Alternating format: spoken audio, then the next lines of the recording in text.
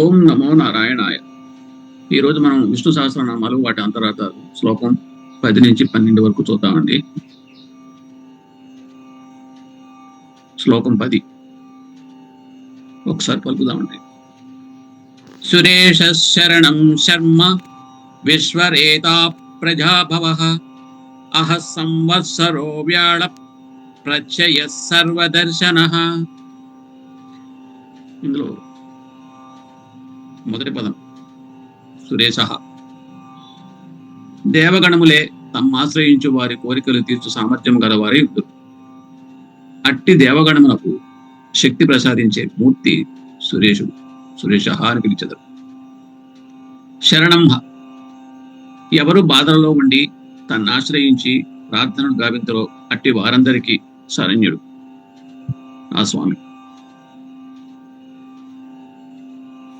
శర్మ విశ్వరేతాహ.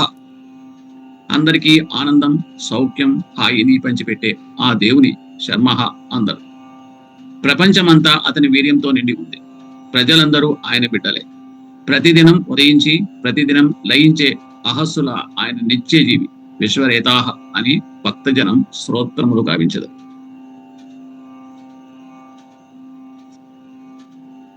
తర్వాత అహ. అజ్ఞానమనే అంధకారపు దీర్ఘరాత్రులలో నిద్రిస్తున్న బద్ధజీవులను మేలుకొలిపే పగటి కాంతి వంటి వాడు ఆహగా ఆయన్ని పిలిచెదరు. సంవత్సరో వ్యాళ ప్రత్యయ. నిరంతరము అవిచ్ఛిన్నముగా కొనసాగే సంవత్సరంలా సాగిపోయే జీవనది ఆయన వ్యక్తిత్వం. క్షణం విశ్రాంతి లేకుండా ప్రాణకోటికి తెలియకుండానే వాళ్ళ ప్రాణాలను హరిస్తూ ఆయుష్ను క్షీణింపజేస్తూ నిర్లిప్తంగా నిరంతరం ముందుకు నడిచే కాలసర్పం లాంటి మహావ్యాళుడు పరమాత్మ. కాలం దైవ సంకల్పాన్ని నెరవేరుస్తుంది. ప్రపంచంలోని ప్రతి సంఘటన కూడా పరమేశ్వరుని సంకల్పం వల్లనే జరుగుతుంది. కాబట్టి ఆ కాలపురుషుణ్ణి ప్రత్యయుడుగా పిలిచెదరు.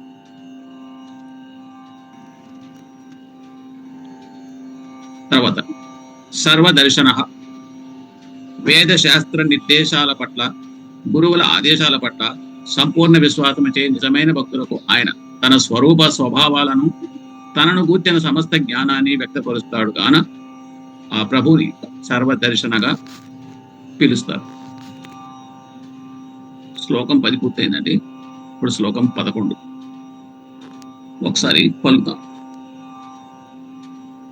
అజ సర్వేశ్వర సిద్ధి సర్వాదిరచ్యుత వృషా కపిరమేయాత్మ సర్వయోగ వినిసృత. అజ అంటే జన్మము లేని వాడును, భక్త రక్షణ మరియు దుష్ట శిక్షణకు ధర్మస్థాపనకు రూపములందుచు తనంతట తాను వదులుతూ సామర్థ్యంతో నిలుచు స్వామిని అజహ అందు. సర్వేశ్వర. బ్రహ్మదేవునికి ఇతర దేవతలకు సమస్త జీవులకు అధిపతి సర్వేశ్వరగా పిలిచెదరు.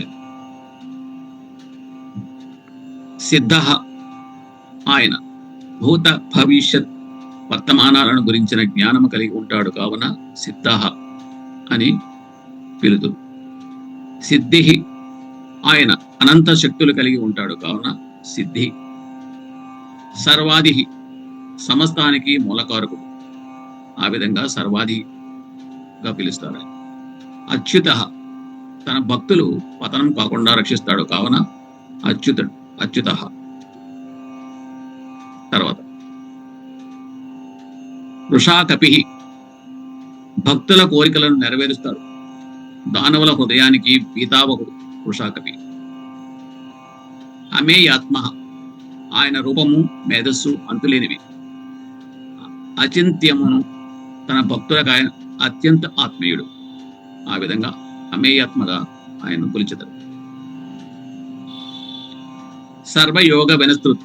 భౌతిక సంపర్కాల నుండి స్వతంత్రుడు ఆయన. సర్వయోగ వినస్పృత. ఇప్పుడు 12వ శ్లోకం చూద్దామండి. ఒకసారి పలుకుదాం.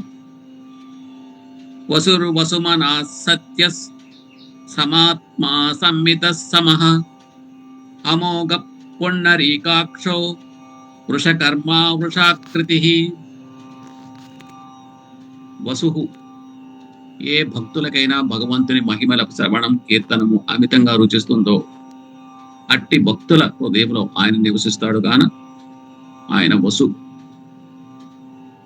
వసుగా పిలువబడుతున్నాడు. వసుమన తమ సమస్తము ఆ పరమేశ్వరుడే అని భావించే భక్తుల ఆధ్యాత్మిక ఐశ్వర్యాన్ని ఏ విధంగా వృద్ధి చేయాలనే దానిపైనే ఆయన దృష్టి నిమగ్నమవుతుంది గాన ఆయనను వసుమనాగా కూడా పిలుస్తాం. సత్య ఆయన దృష్టి సద్గుణవంతులైన నిజమైన భక్తులకు ఆయన అత్యంత ఆత్మీయుడు. సత్య అని అందు.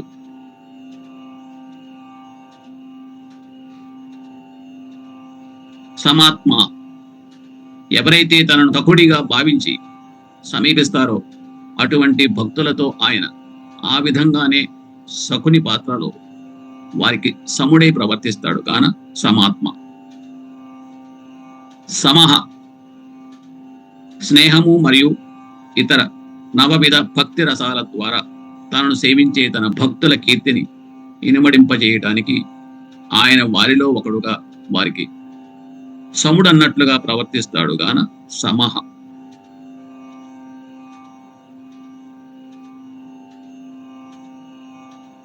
అమోఘు ఎవరైతే తమకు తాము ఆయనకు ఏ ఆటంకము రానియకుండా జపించడం ద్వారా గాని గానం చేయడం ద్వారా గాని తపమాచరించడం ద్వారా గాని అనుసంధానం చేసుకుంటారో వారికి తన పరమోత్కృతమైన భక్తియుత సేవా భాగ్యాన్ని ప్రసాదించే తీసారి దేవుని అమోఘు అని పిలుస్తారు. పుండరీకాక్ష తామర రేకుల వంటి విశాల నేత్రములతో ప్రకాశించుచు తన శుద్ధ భక్తుల హృదయ పద్మాలలో నిరంతరము కొలువయ్యుండు ఆ మహామహుని పుండరీకాక్ష అని అందు. వృషకర్మ వృష అనగా ధర్మం, ధర్మము అనగా విధి విహితముగా ఆచరించు కర్మ అనగా ధర్మ మార్గమందు నిలిచి ధర్మము నిలిపి ధర్మం ఆచరింపచేసి ధర్మమునందు లీనము గావింపచేయు ధర్మాత్మని వృషకర్మ అని అందు.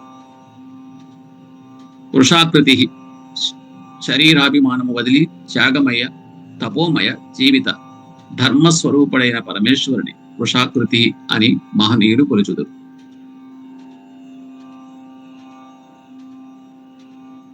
దీంతో 3 శ్లోకాలు అయినాయండి. ఓం నమో నారాయణ.